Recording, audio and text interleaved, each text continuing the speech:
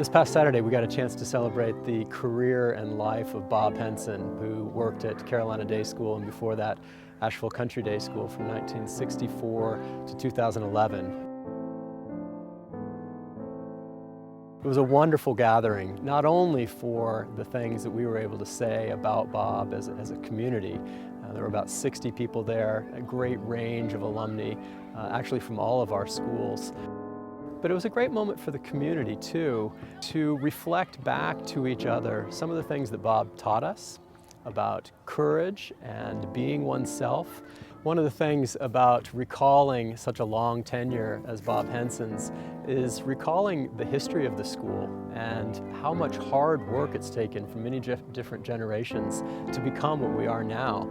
Former headmaster Eric Cluxton, who was head from 1979 to 83, came to celebrate Bob and reminded us how hard it was just for us to become accredited, and the work that Bob did to get his colleagues rallied around the idea of being a professional faculty, something we're still very proud of. Bob taught from 1964 to 2011. He came in as part-time music and eventually taught music and studio art and worked on theater productions from the lower school to middle school and upper school. He was very proud not only of the legacy of his impact on students, but on facilities and the place of arts, both performing and visual, in the curriculum. It was very rewarding to have many different generations providing a kaleidoscope lens on Bob Henson's career.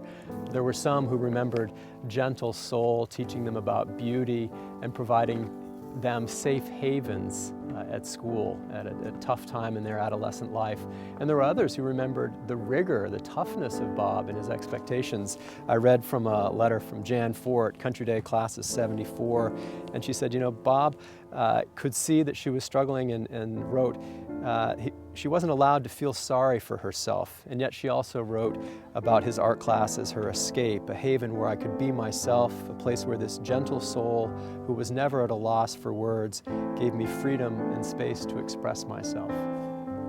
One of the highlights of our celebration of Bob Henson's life was being able to display his art. Many canvases, oil canvases, ranging from one that featured a CDS wildcat in the foreground, a mountain lion, to other beautiful abstract pieces of art and a painting of a barn that's now on our property.